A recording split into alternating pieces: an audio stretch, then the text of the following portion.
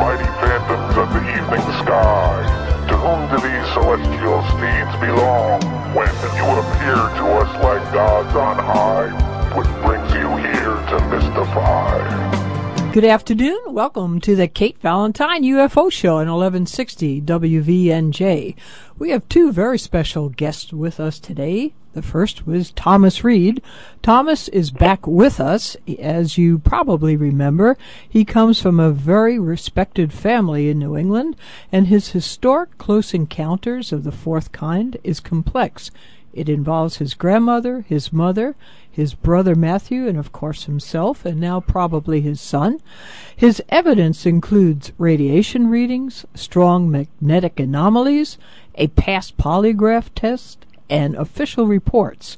Testimony was obtained from his family and pillars of the community. And it should be noted that two prominent attorneys and a PhD who were speaking out about the case and taking the evidence to mainstream media passed away suddenly and under very questionable circumstances.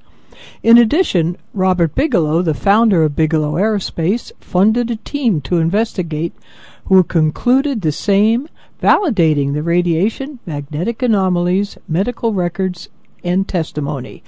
The Reed case was assisted in their personal attorney's efforts, Robert Blechman, by adding evidence which was presented by Robert at the United Nations Symposium on October 2nd, 1992.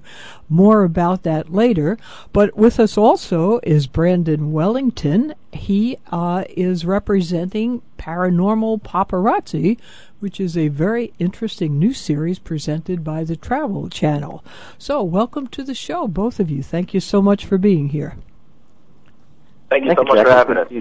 Yeah. Well, Thomas, I was wondering, some of the audience may not have heard the first few times you were on the show, and I was wondering if you could just give us a brief synopsis of your family's experiences with what can only be called the others.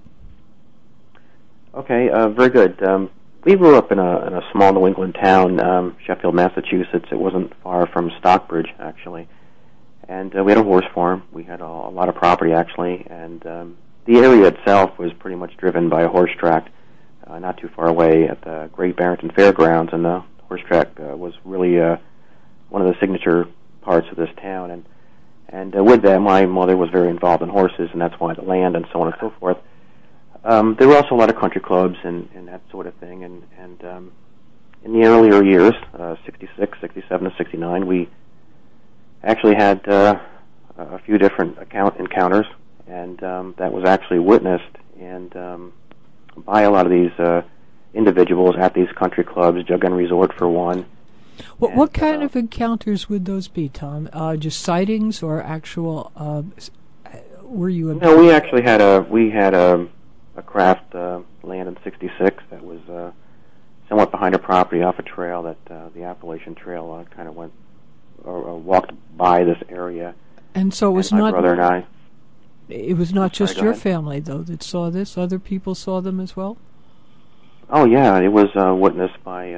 Well, I used to go to school. I used to walk about a half a mile to a school bus, and children would talk about it where they were getting the bus, and there were sketches drawn in school that hung in the classrooms. It was not isolated to our family. Okay.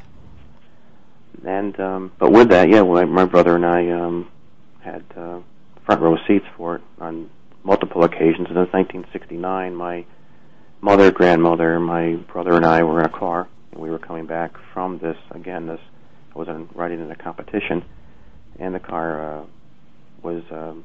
We were heading home actually, and my grandmother turned around and to look at us in the back seat. My brother and I had noticed a lot of these lights off the back side of the driver's side of the station wagon, and she recalled it as looking like a flying strip mall, I guess. It was very very, very big, lit up the woods, and the car would come to slowly stall off to the right side of the road. There were stones that we heard hitting the bottom of the vehicle. It was very quiet. We were stuck on the side of the road for, I'm going to imagine, a couple of minutes or so, and the next thing we knew, we were actually in a craft, and as wild as that sounds, that's what it was like, and we were all separated, and And this was a conscious memory now. This was not under hypnosis. No, not at all. This is all conscious memory. It's a combination. Everything we've pretty able to document, which we've been doing for a long time, is a combination of my mother's memory, grandmother's memory, my brother's and mine, and even some with my ex-wife. And so we've kind of sat down. I've kind of relayed this to people when I'm speaking, that it's almost as if I'm in a car with someone and something happens and you're talking and you lift up your head and you're hit by a vehicle and your car goes into a ravine and you hear the crash, you hear the glass breaking, you feel it, you sense it, but it all happens very quickly. Okay. That doesn't mean I have the best view of what happened, but the people across the street saw, the paramedics saw. So combined, you sit down together and go over it, and you can really put together exactly what happened. And that's really what we've done. Okay. So you're just driving along, and you saw these strange lights. You pulled over, or were pulled over, and the next thing you were on his craft. Mm-hmm. Wow. Yeah, that's exactly what happened. Wasn't that sort of frightening? Oh, it was very much so, but we were very young. I was 9 years old. My younger brother was 7, mm-hmm. and my grandmother, during that experience, she was the oldest. She was probably the most shook up by it. And oddly enough, my mother was probably the least bothered by it on that particular event. Do you want to go through what happened at that event, or do you want to go through the synopsis of what happened at the with everything, or just? I would just say a synopsis of everything, because your story, and I guess I should make this clear to the audience too, is very long, very documented, probably one of the best abduction credible witnesses that there is. So, yeah, let's just go on with the documentation too. Okay. This part of this event was one that really, I think, sealed it for my family. They sold the farm afterwards, and we can certainly get back into what happened, but they sold the farm after this. We moved. My mother remarried to a Howard Reed, who had political aspirations and who followed that. And in time, he would meet Robert Blackman, who, for a lot of us, I think, know who he was. He organized the United Nations Symposium in 1992, where 33-426 was to be revisited and see if they couldn't do something with that. And of course, with that said, he spent a lot of time with me. He met my father at Mixers, and unfortunately, they both stayed friends and passed. But they did he looked into their case. My father and him spent a lot of years together. His office was only about a mile and a half from where I lived, so he became more of a family friend, and he also handled legal matters for us as well. So in 1992, when John Schuessler and Bud Hawkins and Stanton Friedman and some others were to speak at this 1992 UN address, our case was one of a lot that was discussed, but it was mentioned at that point. And of course, what is really disturbing to our family, and why I have this drive to talk about it and get this out, and it's a little heavy for some shows, but at the same time, it's important because my father was actually killed on the same day of the United Nations address, and unfortunately, Robert passed not long after from natural causes, I understand, and then of course our doctor, who was going to attest and speak out and address a conference here in Nashville, was killed 8 weeks after he made his findings known. So that's really what this is about. It's not. There's just an awful lot here, and for some shows, I think it's a little. It's a little much. It's a little heavy. But we can. I'll follow your lead on it, but. Have the document. Hey, Kid, I'd love to chime in for a little bit here. This is Branden Wellington. Some may know me from Travel Channel's Paranormal Paparazzi. And what we do is we go around and we track down credible stories. And what really attracted me to Thomas Reed's story is that his experience is that it's backed by a lot of evidence, a lot of documents, and credible, reputable individuals. As you know, he comes from a very reputable family where he's from. And as you go through all the different documents and the stories and the timeline about how things happen, I know he's touching base on the death of his father now and other people that were supporting this experience. one of the things that attracted me to it is that if you look at the timing of his father's death in conjunction with the UN giving his speech, about encounters of the fourth kind and extraterrestrial life forms, it draws up huge question marks in your mind as to what information might have been shared had his father been able to continue to go forward with sharing his experience, and also, the doctor that was involved in this case who passed away unexpectedly, and that's all been supported in an obituary too, and by autopsy reports. Yeah, it's a very interesting experience. How do you feel about those untimely deaths in conjunction with this story, Kate? Well, I'll tell you, it does raise a lot of flags. It certainly does. And it's not just in this case, but in many cases, it seems when people are getting close to the truth, something unpleasant happens, not quite as extreme as suddenly passing away under unusual circumstances, but suddenly dropping from the field. I think the truth is pretty important, and I think it's guarded by a lot of individuals, and I think when you get too close, you sort of risk a lot of bad things happening to you.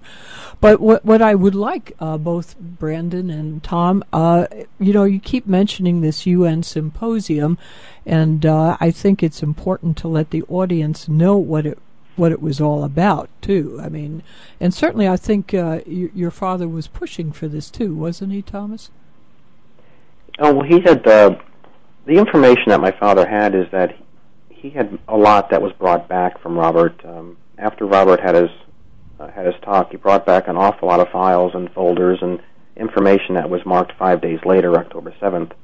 And I had assumed that maybe there was something in there that of something particular that would have caused his demise. But again, there's so many folders and so much documentation, I wouldn't even know what it was that seems to be so sensitive to create this. But most UFO cases are played by the media with more of a tongue-in-cheek than the meat and potatoes. So if he was going to really announce something, then I could see maybe why that happened, but I just don't know what it was.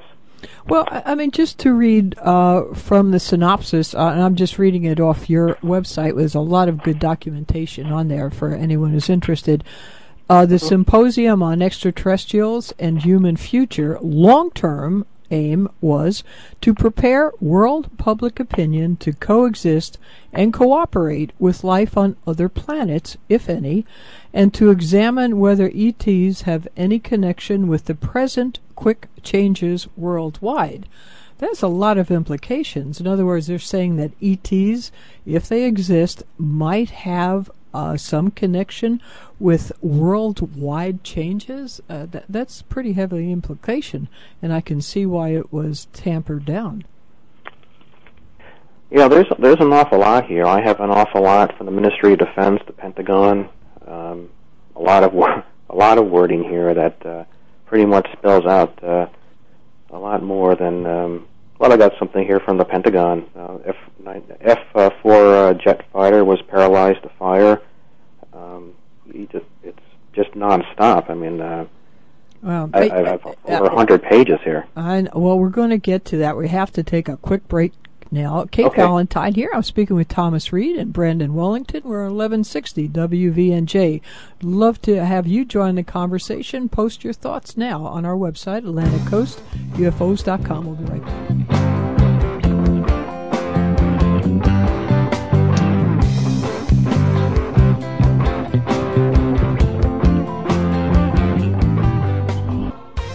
Hi, welcome back to the Kate Valentine UFO Show on 1160 WVNJ. With us today is Thomas Reed and Branden Wellington.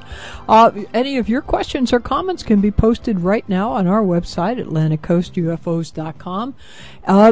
Thomas, if after the show people wanted to find out more, what would be the best website for them to find out?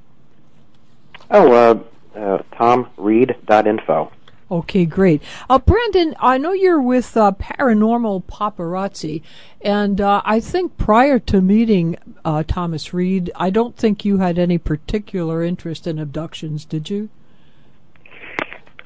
Well, yeah, when I was brought onto this show, I didn't have any previous experience in, or studies about encounters of the fourth kind or the paranormal field per se.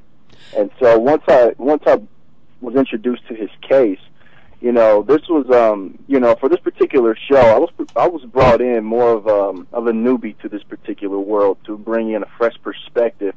And if you were to ask me before doing this particular show, or just to talk to me about a story or an experience such as Tom Reed's, I would probably never in a million, cajillion, billion years believe anything like this. But after meeting with Thomas Reed, looking over the documents, getting a feel for who he is as a person, when you meet someone and you're face to face with them, there's just something inside of you that knows that someone's being straight with you. And if I was to ever have to buy a story or an experience of this magnitude, it would probably be his, just because of all the weight that is behind it. So, for what I do with this show, it's more, I more so connect with, people who aren't so heavy into this world, but I'm more of someone they can relate to, like on an everyday basis. I'm more of like the everyday guy who's not so heavy into this. So when I met with Tom, it wasn't as if I was coming in, with a huge understanding about this particular world. But it is pretty interesting, isn't it, that the press continues to treat this with the giggle factor, and people like Mr. Reed, who are so respectable and so accomplished and so documented and so driven, are still not taken seriously.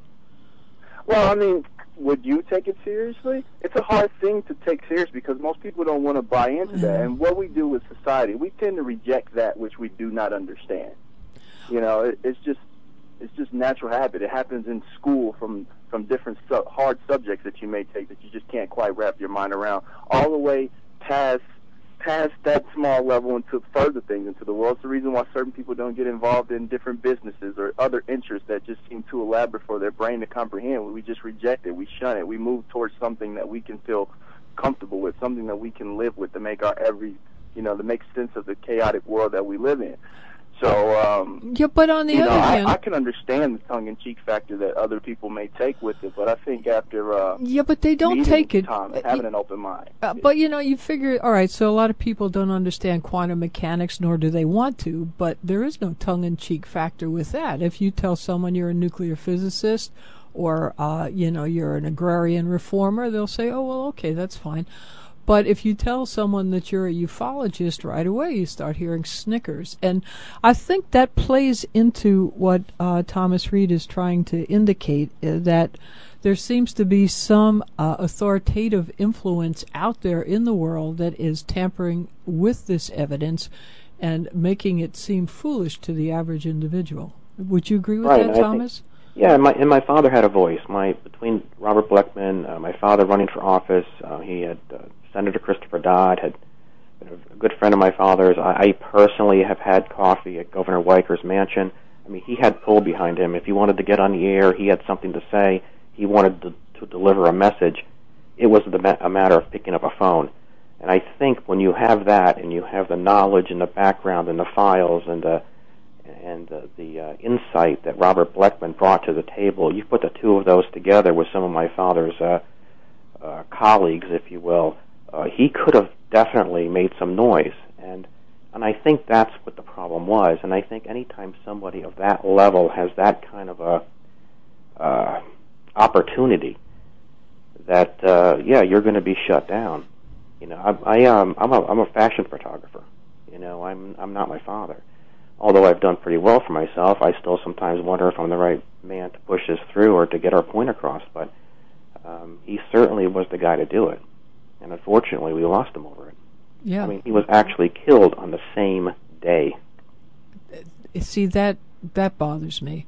I mean, certainly a man in his 50s. I believe he was in his 50s when he passed. 56. Yeah, and I mean there are conditions, heart conditions, and so on, but He was healthy. yeah, exactly, and it's And a it's little not even that frightening. it wasn't even that. The CDC came in and shut down the building. Oh, It's my been God. condemned from a Yeah. virus ever since. Wow, ever since then. It's still shut down today. Oh my Lord. The building has never been opened. It was shut down 6 years ago. Oh my Lord, really? That to Yeah. me is somewhat suspicious, but you know, but And then the doctor 8 weeks after going public on everything he found. yeah, yeah, And that was just in 2010. yeah.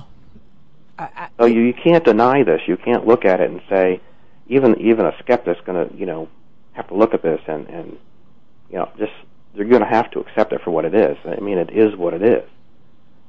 What was the official cause of death of your father? Did they ever come to some diagnosis? At first, the New York Times, there were some outbreaks of Legionnaire's disease, which if you're a healthy person, you can track ponic fever. It's nothing. Mm-hmm. Sometimes you don't even take an antibiotic for it. Mm-hmm. Somebody who might have a weak immune system, you take an antibiotic, and you're okay, and you go on with your business. Maybe you don't feel well for a day or two. It does not kill you in 24 hours. What the CDC found was what they referred or spoke to my brother about. My brother was actually the one that was handling the media at that time. I was pretty broken up. I was very close to my father. Surely. My And brother so a little sudden, closer to my too. mother, believe it or not, and I was closer to my father. But Mm-hmm. they were red luminous sticks, and that's all they would tell us: large, long, red luminous sticks. And they found changed out or fresh ceiling tiles in his office Uh-oh. shortly after while he was in the hospital, and that triggered them to focus on that particular part of the there was several offices in the lobby, but that particular office, and it turned out to be his, and there was some tampering on the outside of this wall unit, air conditioning unit, and that's where they found it, and it has been shut down, and to this day, and the mayor of Bridgeport put a proclamation in town recognizing a day in his honor, and my father and my parents were, I should say, compensated by a check not to sue the school board for this because it had nothing to do to them, and there you go. And there's been a little bit of a memorial for him ever since, but it was definitely deliberate. No one else in that school got sick. No one else died, but it has been condemned. And yet you have to think, well, what could he possibly have been covering up, or what was he reluctant to reveal? I mean, certainly your family has had more than well-documented close encounters of the fourth kind, but it wasn't as if information was given to you at that time, or other than this... Oh, yes, there was. There was a lot of information. Oh, well, all right. Well, we're Yeah, going he to he was working with Robert Bleckman, who came back from the UN with a lot of information. And Robert Bleckman had a lot of insight, and I think because Robert Bleckman actually had lung cancer, and they were good friends, that this was a good time to pass the torch to my father and let him run with what he had, because he was also a published writer before. So somewhere along the line, there was something that was going to be voiced, whether it was just one particular thing or a few things, but it was a combination, I'm sure, of the amount of information he had or had been given to him by Robert and or a few other of Robert's colleagues, that my father was going to write a very, very strong, hard-hitting book with a very heavy pen, and that's all I know. All right. Well, we're going to have to take another break right now, but let's get back to this as soon as we get back from break. Kate Valentine here speaking to Thomas Reed and Branden Wellington. We'd love to know your thoughts. Post them now at AtlanticCoastUFOs.com. I'll be right back.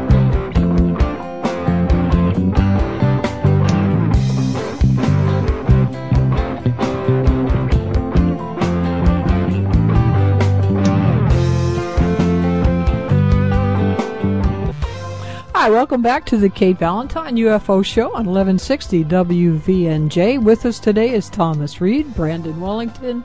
Any questions or comments can be posted at AtlanticCoastUFOs.com. Tom, just before the break, you were talking about information that may have been handed, from Robert Blechman to your father and possibility of a book being written. Do you have any idea what they had been... what they had uncovered or discovered or had thought about?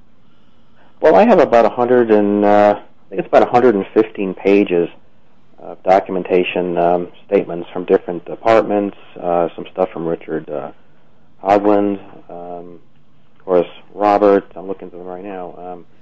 I have one thing that caught me when I was interviewing Tom Reed on our show is, you were saying recently about how, they're not bringing much of this to the forefront, but one of the documents that came back from the UN was written by Dr. Kurt Wellman. He was the Secretary General of the United Nations. It was dated in 1978, and they had said, quote, in this, that the United States authorities had established the fact that flying saucers were manned by visitors from outer space. And later on in there, they go on to say that workers in the Pentagon here in the United States, that they take this very seriously we take this very seriously when you consider we have lost many men in planes trying to intercept them, them being the unidentified flying object. Right. And what's interesting about that is that was back in 1978, and this is what this 1992 33-426 was all about, was trying to reestablish a group which was originally being talked about because of that information in 1978. So this was more of a I think this 1992 deal was more of a second try, really. Oh, yeah, that was another document from the United Nations, and it had said that unidentified flying objects are operating in our skies on a regular, uninterrupted basis. The technology demonstrated by UFOs is futuristic, beyond the present capability of human technology. Therefore, we urge the United Nations to implement its decision, based off of most of the evidence that came from 1978 as well, as to what to do with it. Right. Well, also last week Frank Ficino was on, and he was talking about the same thing that had occurred back in the 50s as well. So this is an ongoing thing. One of the listeners had written in also, Dale had wanted to ask you, Thomas, if someone from the UN has contacted you about what your father had learned. Has there been any recent inquiries? I mean, it seems like they make these pronunciations all the time, but nothing ever gets done about it. No, I haven't been contacted by anyone within the UN, no. All right, so Branden, what did you, as a sort of a newbie, if you will, to this field, what was your impression with this? Were you left feeling that there are UFOs, or do you still up in the air, no pun intended, as far as you're concerned? No pun intended. I'm more of a skeptical believer when it comes to this. Again, going in, honestly, no joke. Before I was driving there, I'm reading over my synopsis of the day, and I'm laughing to myself about this. Like, there's no way that this could possibly... I'm very curious. I'm curious, but I couldn't believe that this could be real. And then meeting with him, as I said, after meeting with him, reading the document, and getting a feel for who he was, I can't really say that I believe it on a 100% basis, where every claim that comes forward, I'm going to raise my hand and say absolutely. But on this particular instance, the evidence is very compelling and overwhelming. Yeah, it is. If it were any other anything else, you would definitely believe it. But one of the listeners had called in once, and I think they sort of summed it all up. They said it's so unbelievable that it is unbelievable. I mean, you believe it, but it's so unbelievable. Because, Thomas, maybe just if you could just tell us one episode that you and your brother had with these others, these aliens, whatever. I mean, you had even drawn sketches of them when you were in 4th grade, I believe. Yeah, I drew a few of them, and actually the first one that I ever had sketched is now in the Roswell Library. Yeah, I mean, just to give our audience some sort of a flavor of what this would have been like to have been abducted. Well, sure, I can tell you. My brother and I, and again, it was the two of us. we, to move along, I guess we're running short on time already. We, in September, it was definitely September 1966, we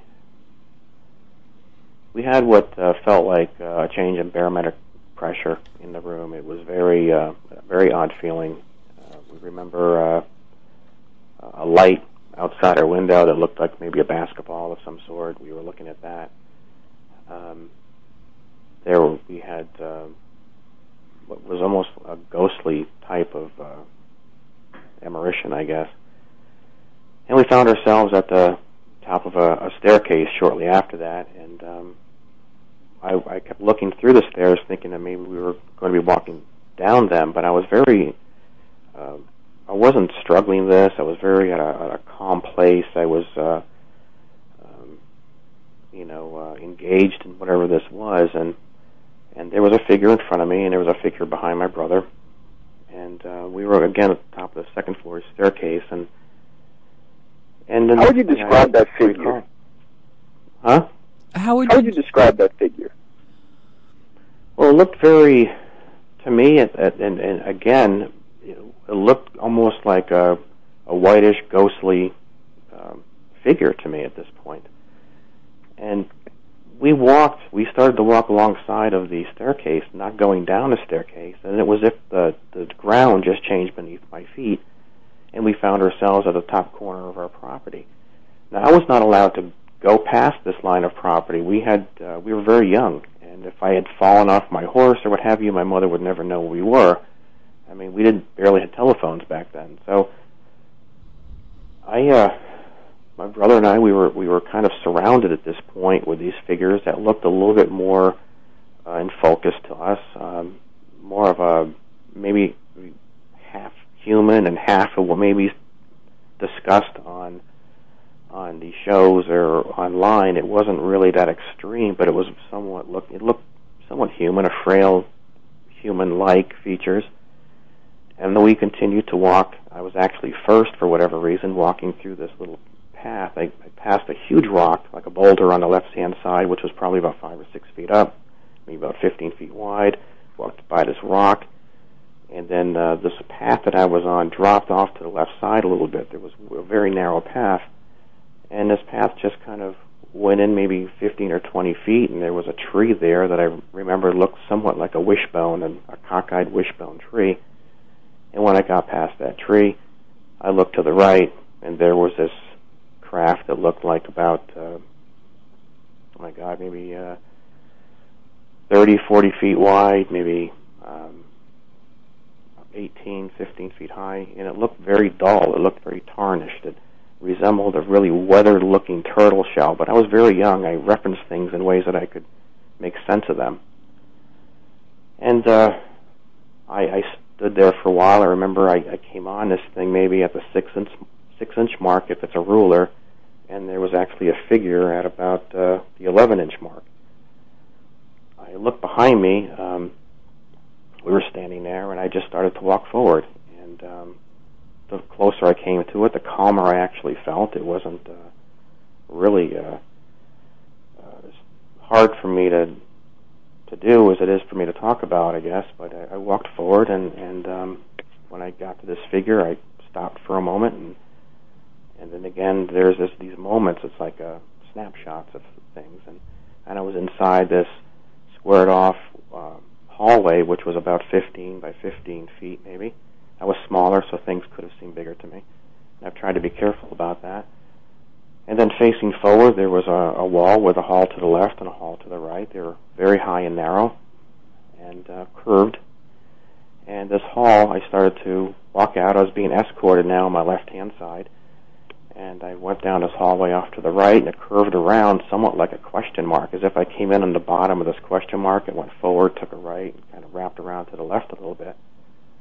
And at that point, I actually was taken by my brother. My brother was actually in that hallway, and he was standing there very placid, as if he was maybe sleeping, standing up. I was taken by him. He never acknowledged me. He didn't even look at me.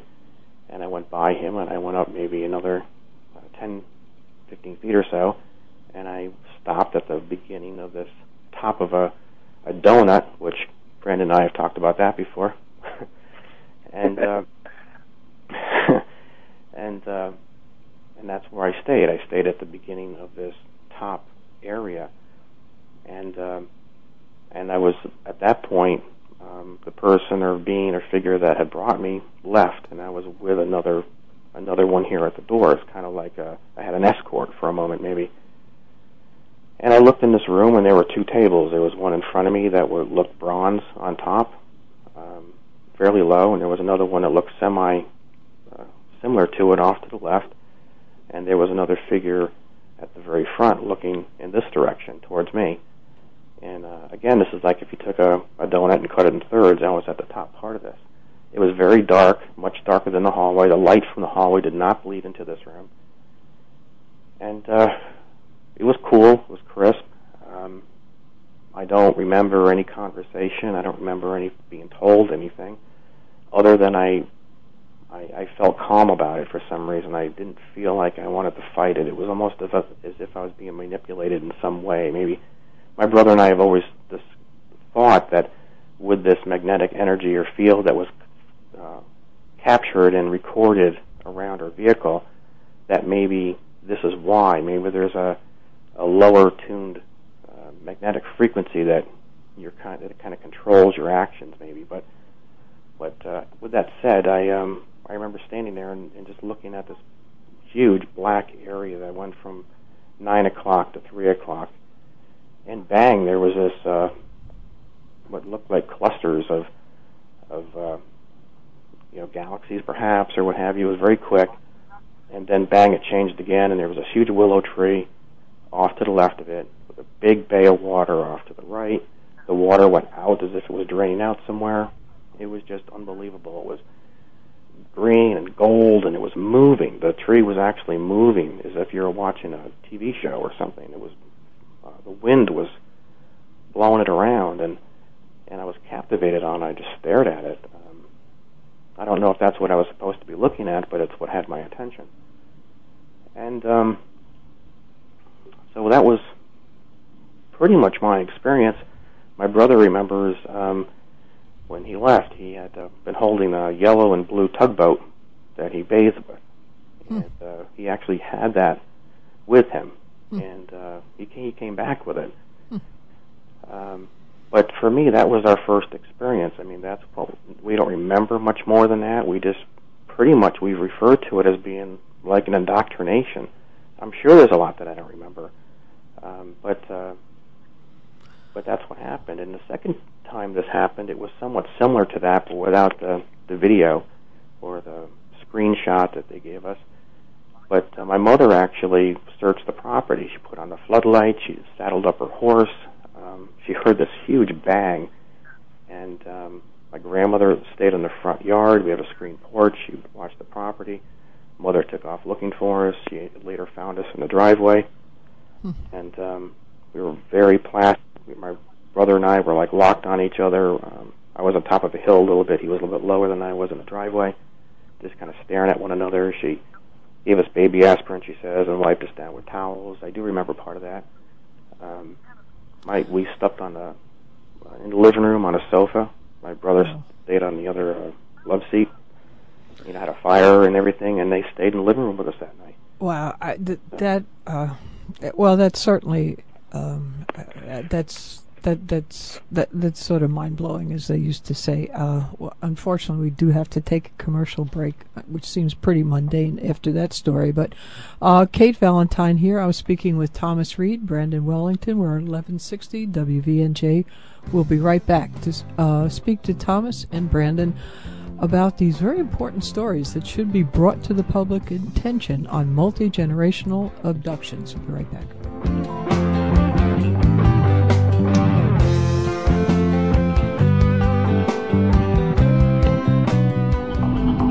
If you missed part of today's program or you'd like to hear it again, be sure to subscribe to the Kate Valentine UFO Show podcast. Go to Kate's website, AtlanticCoastUFOs.com, and sign up by entering your email address on the homepage.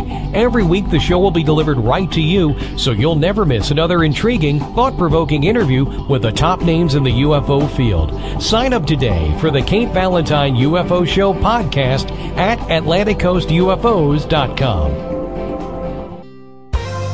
Hi, welcome back to the Kate Valentine UFO Show at 1160 WVNJ. I'm speaking today with Thomas Reed, Branden Wellington.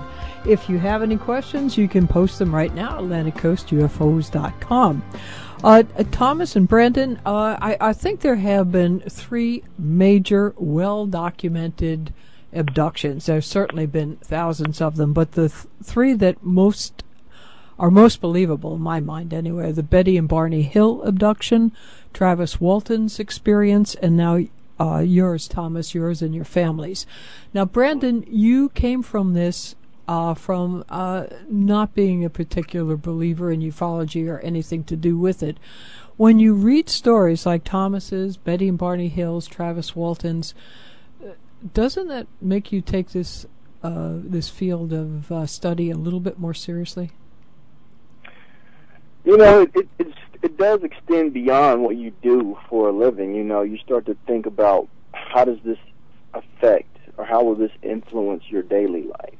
And once what you do from a career perspective becomes personal, too, or it could affect you on a personal level, you have to take it more serious. You have to look into it and see what can be done about this, or at least your curiosity should be risen. You know, there's no way you can walk away from something like this unchanged. Oh, great, because that's exactly the point I think Thomas is trying to make.